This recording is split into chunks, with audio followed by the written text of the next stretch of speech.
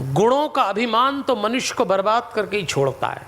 हर एक में कोई ना कोई गुण है, अगर आपको उसका अभिमान आ जाए तो आप दूसरों को नीचा दिखाते हैं, अपने को श्रेष्ठ मानते हैं। बस लड़ाई शुरू हो गई, लड़ाई शुरू हो गई।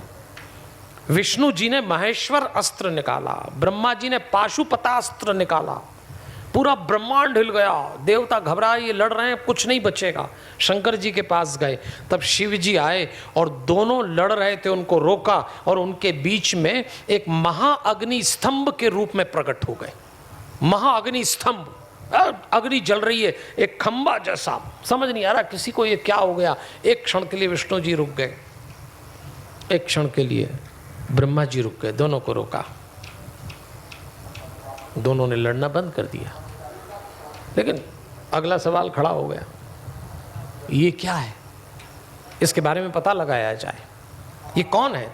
तो विष्णु जी शूकर बन के, सुअर के रूप में नीचे से पता लगाने घुसे, ब्रह्मा जी हंस बने और ऊपर से उसमें घुसे। इसका रहस्य मैं पता लगाऊंगा, फिर मैं जागृत, पहले मैं कर लूं रिसर्च, मेरा नाम हो जाएगा। तो दोनों गए, लेकिन और छोर पता नहीं लगता, पता ही नहीं लगता क्या है। तो विष्णु जी बाहर निकल आए कि ठीक है चलो हार गए, हमको पता नहीं लगता। पर ब्रह्मा जी को लगा कि हारूंगा नहीं, लेकिन पता तो नहीं लगा क्या है रहस्य। तो बाहर निकले, उनको उस समय अंदर मार्ग में एक केतकी नाम का पुष्प मिला।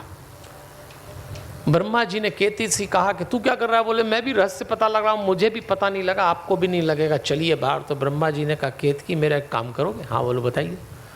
बाहर निकलने के बाद मैं कहूँगा मैंने रहस्य जान लिया।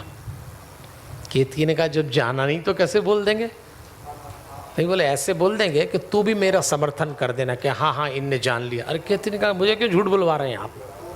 तो ब्रह्मा जी उनको समझाते हैं, देख देख एक बात सुन, असत्यमपि सत्य सत्याम दापद्यत्यनुशासनम। आपदा में झूठ बोलने में दोष नहीं होता, ज्ञान बांटा ब्रह्मा जी ने कि कभी विपरीत स्थिति हो तो थोड़ा बहुत झूठ बोल देना चाहिए। इसीलिए तो लोग इसकी आड़ में झूठ बोलते हैं। कई लोग तो हमसे कहते हैं, लोगों ने नियम बना लिया, झूठ तो क्या आसानी से बोलते हैं। तो ब्रह्मा जी बाहर निकल के झूठ बोल गए। मैंने पा लिया रहस्य। विष्णु जी ने मान लिया कि आप बड़े हैं, मैं तो नहीं पा पाए पर आपने पा लिया, तो मैं आपको प्रणाम करता हूं। जैसे अग्नि स्तंभ को पता लगा तो उसमें से शिव जी प्रकट हुए। उन्होंने कहा ब्रह्मा जी ये क्या कर रहे हैं, आपने झूठ बोला, आप झूठ बोल रहे हैं।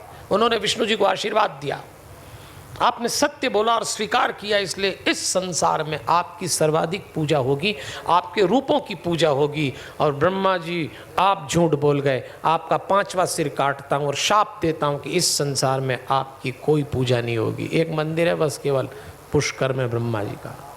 झूठ बोलने का परिणाम मिला। लेकिन विष्णु जी ने कहा महाराज ऐसा भी न करें। अच्छा बोले फिर पूजा तो नहीं होगी पर यज्ञ के गुरु बना दिए जाओगे, इसलिए यज्ञ के प्रधान हमेशा ब्रह्मा जी बनाए जाते हैं।